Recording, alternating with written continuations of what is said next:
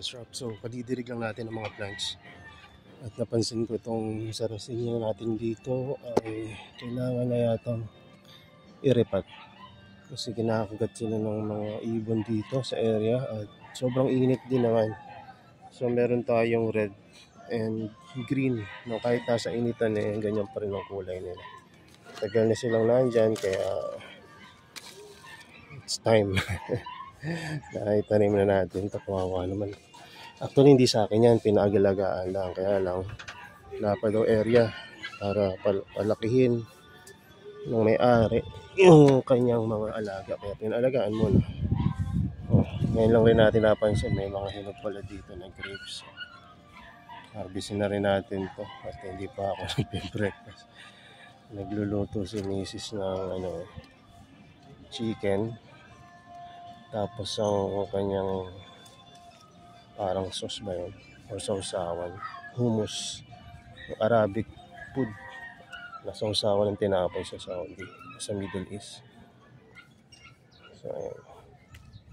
Yung kagandahan pagka may grapes kayo na alagaan sa growing area. So, hindi ganun katamis. Pero sa panahon ngayon, usong-uso ang trangkaso. No, mayaman to sa vitamin C. Saka walang pesticides. Fresh na fresh. Ayan. Ainin ko na muna ha. Matamis pala. Anyway. Lagay na natin dito yung toppings pang ilalim. Para hindi umus-us masyado yung mga perlite na ilalagay natin.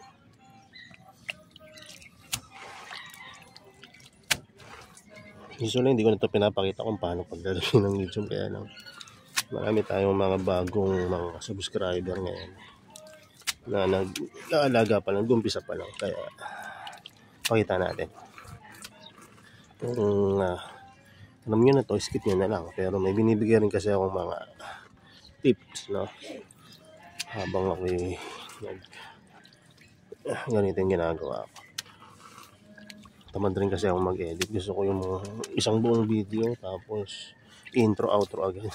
Anyway, balik tayo dito. Alam nyo ba na maganda talaga sphagnum-moss and perlite yung medium nyo. Kesa mag-experiment kayo dahil mura yung titmoss. Hindi nyo alam kung gaano kababa o kataas yung TDS niya kung wala kayong TDS meter. TDS meaning total dissolved solid. Yung minerals na nasa medium. Minsan naman, siya, makikita nyo mababa. Pero pag tumagal, pag nag-decompose na lalo yung medium, lalong tumataas yan. Kaya, ako sa inyo, stick na lang kayo sa sphagnum-moss and perlite. Kung medyo may kamahalan, safe naman yung plants nyo. Gusto nyo bang mamatay yung plants nyo dahil kung kamali kayo ng medium, nagtipid kayo sa medium. Hindi naman pabilisan to ng magadami agad. Tama niyo lahat ng mga decision niya sabay. Anyway, hindi decision pala. Yung medium. Ayan. So, okay na muna siguro yan. Tapos lagyan natin ng perlite. Ito, sphagnum-moss and perlite rin to, pero mataas talaga ang perlite na itong nandito. Kaya, lagyan na natin. Para alam nyo kung ano talaga yung pinang-medium natin.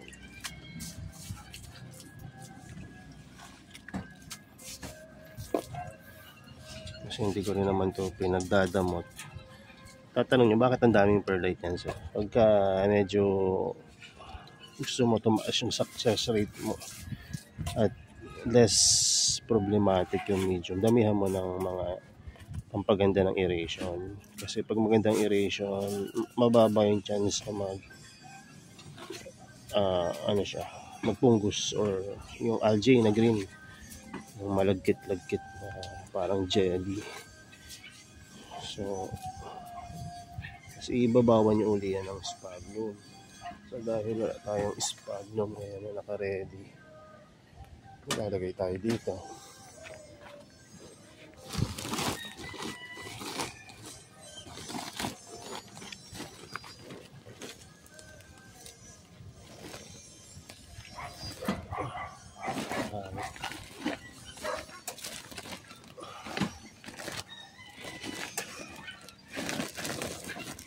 So pagka naka-receive kayo ng dried sphagnum, syempre ibababad nyo yan.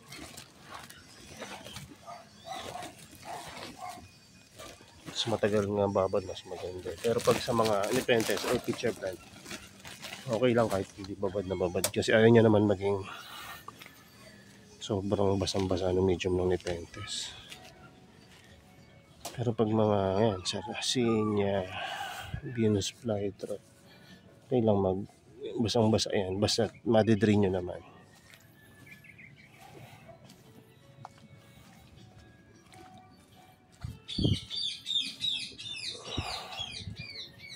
So mamaya ako na ulit ito, ibababad ko muna ng kaunti bago ko gamitin. Bahala ko rin hugasan ito eh. So kasi tingnan nyo, malinis yung medium natin. Tapos ito, medyo parte naman yung kulay ng tubig. Parang puno na ng tannin, so yung parang kalawang. So maganda, lagyan natin ng tubig. Sige, pakita ko na nga rin sa inyo. 6 minutes pa lang naman pala dito sa aking video. Problema, paano natin i-add? Yeah. Okay, kinaya naman.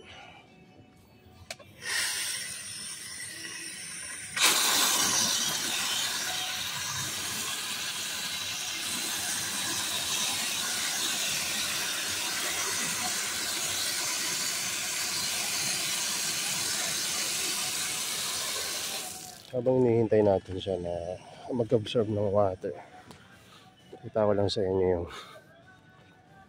yung eksperimento natin kagabi. Hindi ko na binidyohan kasi gabing-gabi na, wala akong ilaw na maayos. So ito yung white na Venus flytrap. So niripat ko na siya. Kung mapapansin nyo, may mga ilang propagation tayo doon. Tingnan natin kung talaga kakayanin natin na makabuhay ng propagation. Kasi sabi nila, mahirap daw talaga makabuhay niyan.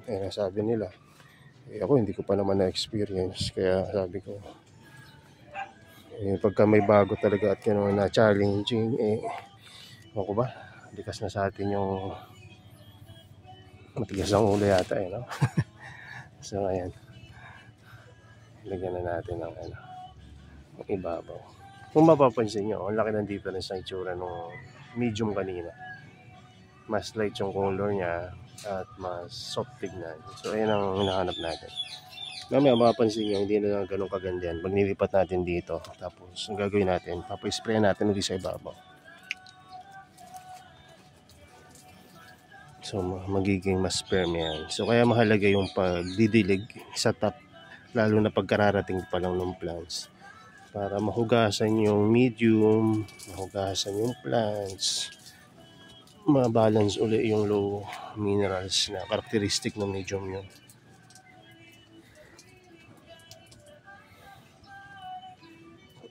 So mahalaga kasi carnivorous plant ang alaga natin. Sabihin ng iba, pwede ba yun sir sa normal na lupa? Big no talaga pagka ganun. Kasi hindi talaga nilalagay sa sa ordinary soil. Maliban na lang kung nakatira kayo dun sa lugar na halos walang tigil ang ulan buong taon. Dati may mga ganung lugar pa, pero ngayon medyo mahirap na. Sa mga rainforest, bulubundukin lugar, madalas umulan. Kaya mapapansin nyo, marami ring carnivorous plants sa mga ganung lugar. Kahit sa Pilipinas may ganung mga lugar. So ang tumutubo naman dito sa Pilipinas ay yung mga nepenthes, tricularia, drosera. May mga na-discover na nga dito sa Philippines, sa Luzon, Visayas, Mindanao.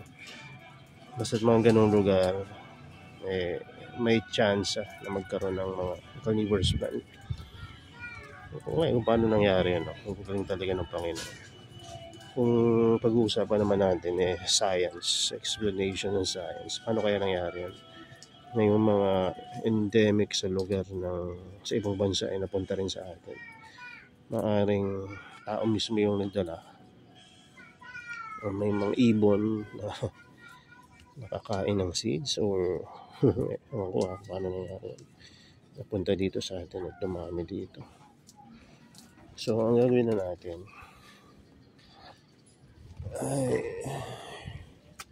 Gasan natin ito. Padaanan natin ng tubig. Tingnan nyo yung itsura niya ngayon. Okay na, di ba? Pero mas maganda yan pagka pinadaanan natin sa tubig.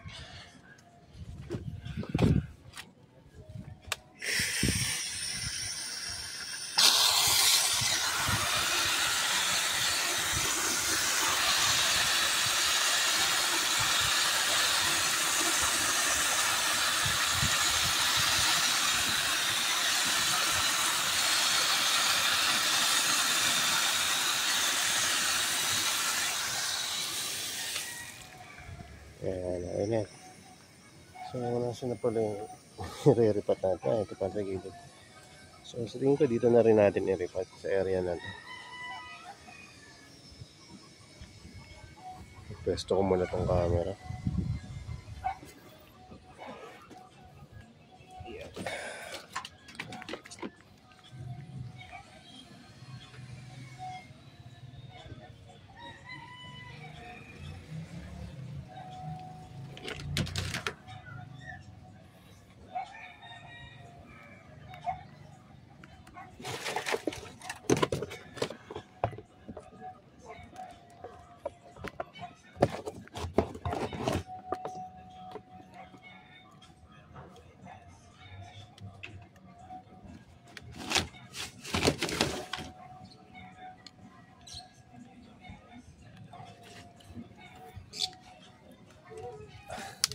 Hello, birdie. Dito na naman yung ibon.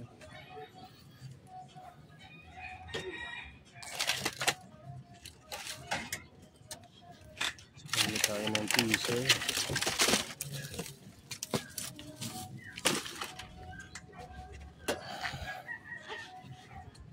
Unahin na natin yung pula kasi konti.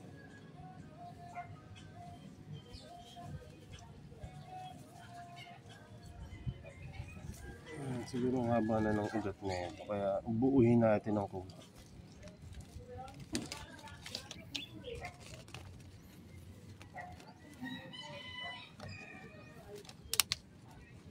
Grabe, parang simento na tong medium nila. Puro ugat na ng fern, tsaka yung moss. Ugat pala yung moss. Meron. Hindi ganun ka-complex, pero marami.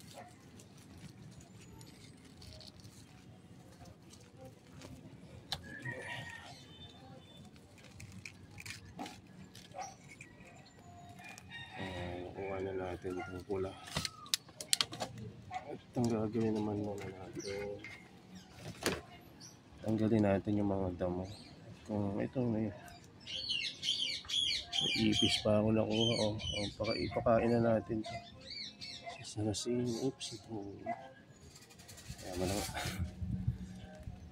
Tanggalin natin ito. Yung medium niya, ang ganda pa rin. Quality. Yung ibabaw lang talaga. Kaya minsan maganda rin na kinakain nyo na lang yung ibabaw. Taon na to Ay, hindi pa pala. Ngayon naripat pala to ni Mrs. Kaya siguro maganda-ganda pa yung medium.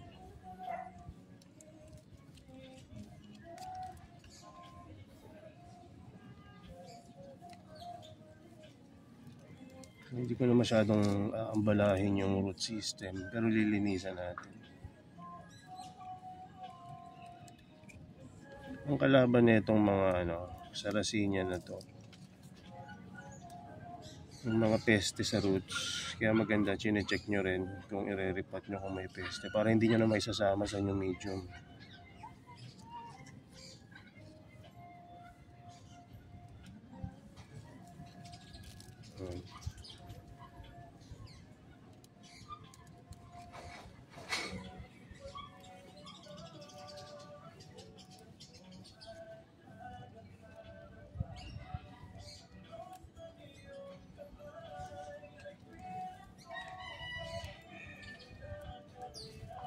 Ipa rin itong medium niya. Kasi tanim natin.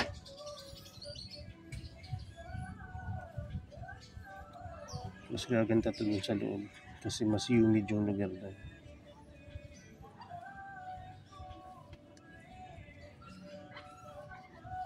Tinanggalan ko lang ng mga dumi-dumi sa paligid. Hindi pa lang yan. Alam nyo ba seed grown to? Ang dami yan eh, naubos na kapabayaan. Pagka tinamad ka talaga sa pag-aalaga, iwasan mo yung gano'ng ano, kasi pag tinamad ka, sisisi ka. Siguro mga ano to, siyam or more. Tapos tinamad ako sa pag-aalaga. Nagkamatay yung mga plants. Dapat na-maintain. Hindi naman sila high maintenance, kaya ano nga, pagka neglect mo talaga sila, wala. So nakita nyo, tinanim ko ng buo kasama yung medium na nandun yung ugat rin ng ano, Sarracenia natin at Korea.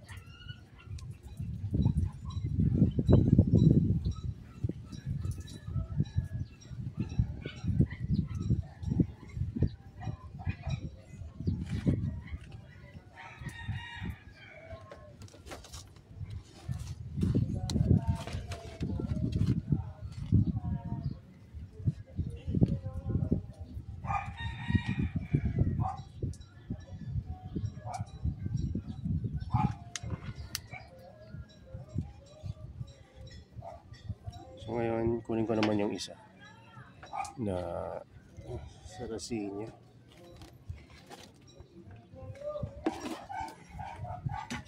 Ito mas maano siguro yung root system na ito. Kasi mas malaki. Kita nyo ba dyan?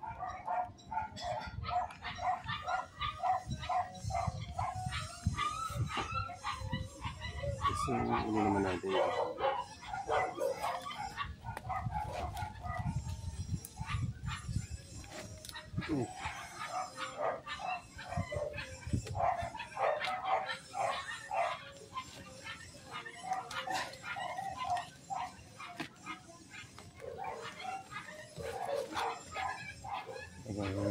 Struggle sa pagkuha kasi puro lang roots eh. Galing sa mga ibang plants ng carnivorous. Oops. Buti na lang, kala ko natanggalan ko ng picture. Ingatan ko na huwag madami yung plant eh.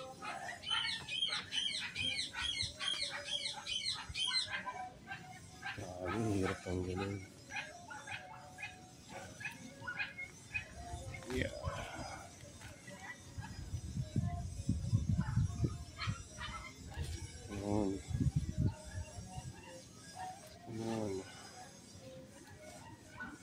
Natin po.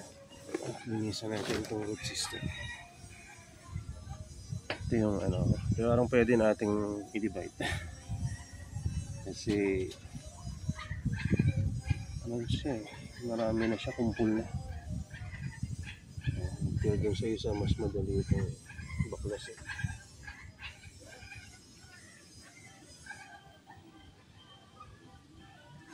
Tanggalin muna natin ng mga brown. Tapos may mga mag-i-divide tayo dito, tanggalin na rin natin. Pero ingat tayo dahil baka maputol natin sa lugar na hindi dapat mapuputol.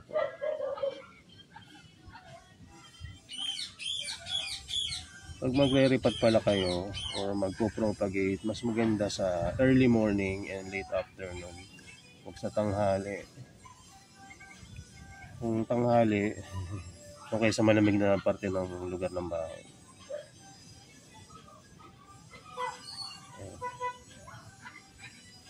Ayun, diba? Easy. Hanggang na isa.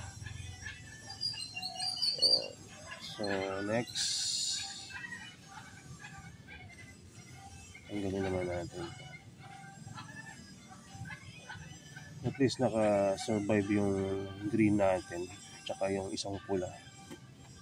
So, let's hope na lang na maparami natin yung pula dahil isa na lang siya. Tsaka maganda yung pagkapula niya. Bihira yung sa Sarracenia na ayun o, halos mangitim sa pula. Ito namang green. May mga green talaga na Sarracenia na purpurea, pero may ibang tawag sa kanila specifically. Parang cultivar, may cultivar name sila. So tanggalin na lang natin itong mga ano. Pero syempre ito, hindi natin masasabi na ayun yung cultivar nila kasi seed-grown niya. Saka iba pagka-green niya, tingnan niyo. Kahit nasa full sun siya.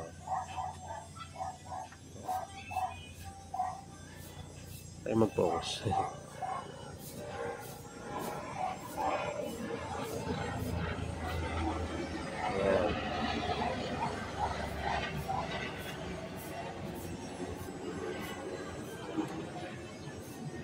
Ganda na yung ano, ang ganda na yung sarsinya na to. Walang walang peste.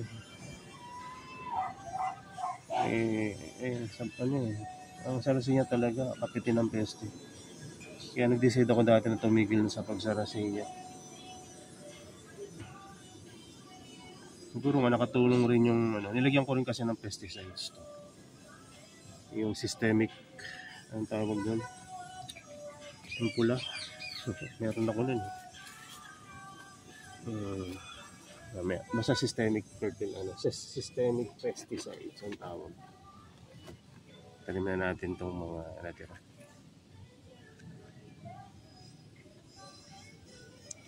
Kuha tayo ng piraso ng pure sphagnum moss. Tanim na natin. Tanim natin itong tweezer.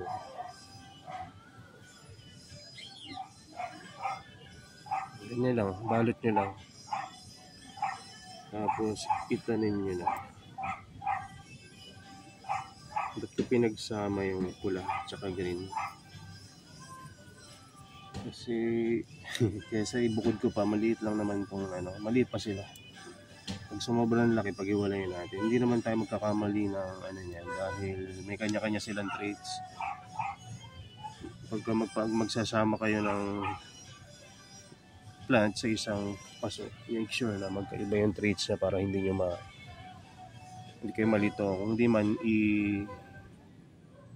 i-record nyo sa video or picture, tapos lagyan nyo ng label. Kung hindi man, lagyan nyo ng label mismo sa paso.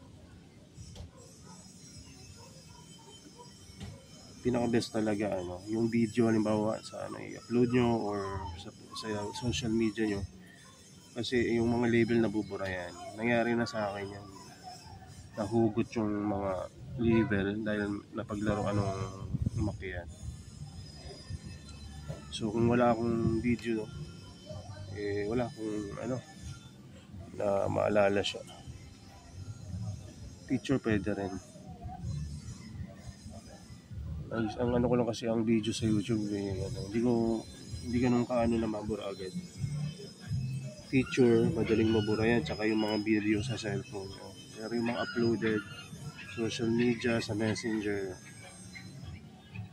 hindi. Kaya sa Google Drive niyo upload kung mabura yan. So yan, itanim na natin. So lagi pa nagtatanim tayo, ginagawa natin, dinidiligan natin right after. So itong old planter na to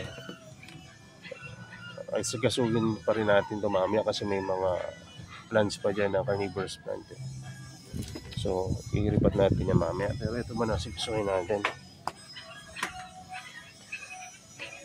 Ilagay natin sa magandang parte ng growing area para ma-acclimate. Ginagawa ko to kasi magiging busy na naman tayo pag bumalik tayo sa mga racket natin. So bago tayo mabusy, asikasuhin natin lahat ng plants dito sa growing area. Nagtanim rin pala ako kahapon. Ewan ko na-video ko, hindi ko pa lang na-upload. And Venus flytrap, nakalalabas pa lang, walang acclimation. Kaya hindi ko alam kung mabubuhay. Kaya hindi ko na in-acclimate kasi nagkaroon ng contamination yung isang bote. Hindi naman siya ganun kalala, pero nakikita ko na sa gilid. Hindi pa umaabot sa plants, pero sa medium meron na siya sa paligid. Kaya bago mahuli ang lahat, yan, nagtanim na ako. Isang bote lang yan, pero tingnan nyo, ang daming At hindi lang yung isang halaman sa isang tumpok, kundi multiple plants yan. So Parang ano yan, lantang gulay, very leggy pagkagaling sa bote. So,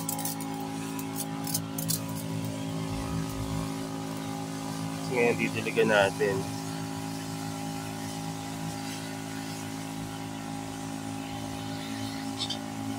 So, maaaring matanong nyo, okay lang ba magkaroon ng tubig yung loob ng pitcher? Okay lang. Pero hindi nyo kailangan punuin. Ako, ang ginagawa ko lang, kaya ako ini-sprayan kasi nga para yung mga nag-leak na mga juices ng plants mahugasan. At bukod doon, madagdagan na rin. Yan, okay na yan.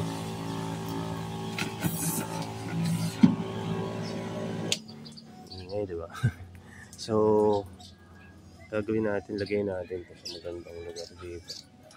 May ibon na naman na tumatawag na. Wait lang. Saan ko na nalagay ito?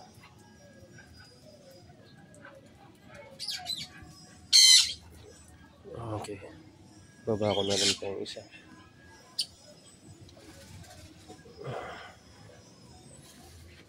Lagay natin ito sa pinakailalim.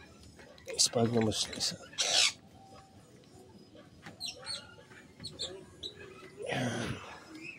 Ayan.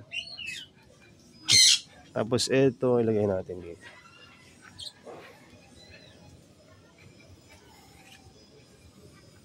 Hindi ko alam kung kakayanin ito ng seedling ng lowlands, pero sige, dyan natin banda.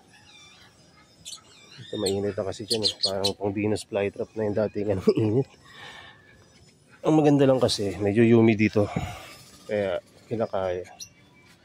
So dyan na muna, obserbahan natin to kasi mainit dito. So dahil mainit, diligan na nga rin natin. Hindi natin ito diligan kanina. Ano ba ito?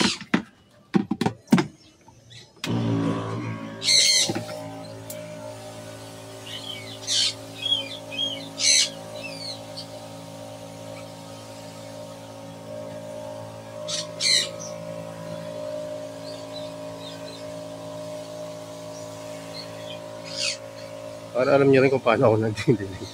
Yung mga baguhan dyan. Ganyan lang. Kung marami kayong oras, huwag nyo diligan ng gusto. Ano lang, miss lang, ganyan lang. Tapos, pag nakita nyo medyo nagpuputi na yung ibabaw, tsaka nyo diligan ulit. Huwag kayong masyadong, sobra magdilig. Sakto-saktuhan lang.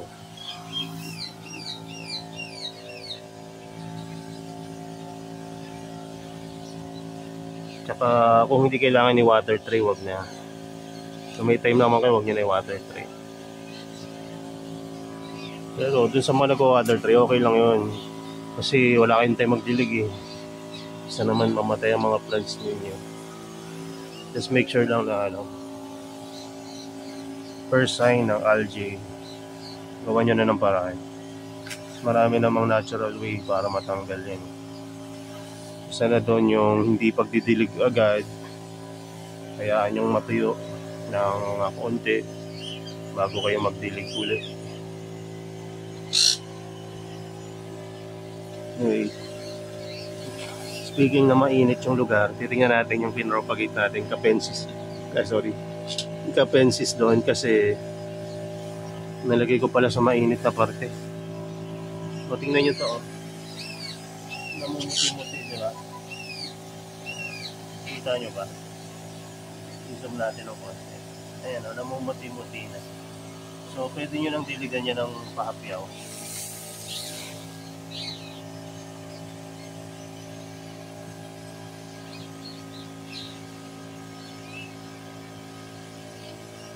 Ayan. Patayin na natin. So, pakita lang natin. Tingnan nyo itong mga tissue cultured na diba, aseptic yan, pero grabe tayo natutubigan, nadudumihan, nalalagyan ng kalawang, pero hindi naman siguro pumapasok. Kung meron man siguro napaka konti lang. Kaya siguro nagkaroon ng contamination yung isa. Pero at least isa lang, di ba? Huwag naman sana lahat. So, itong capensis check natin. May mga propagation tayo dito na iba. Wala pang sign. Nang meron ng sign, pakita ko na rin. Ito. Mas nauna pa siyang karoon ng germination. Yung lumang Attenborough seeds natin. Actually, hindi naman lumang-luma.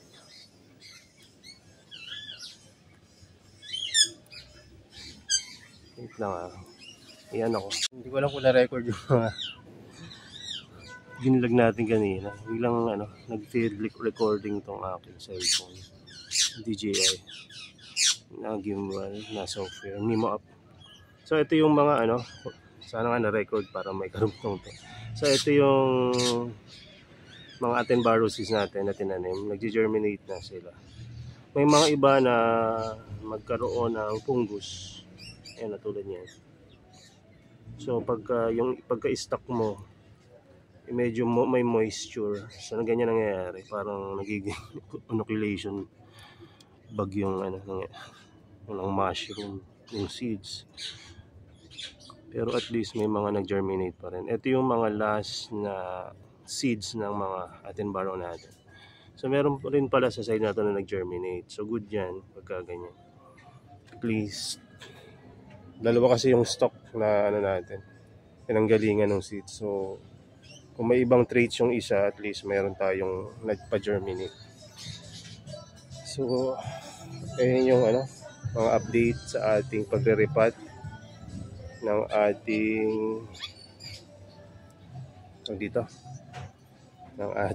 Sarracenia purpurea. Anyway, salamat sa inyong panonood and God bless sa inyong lahat. Bye bye.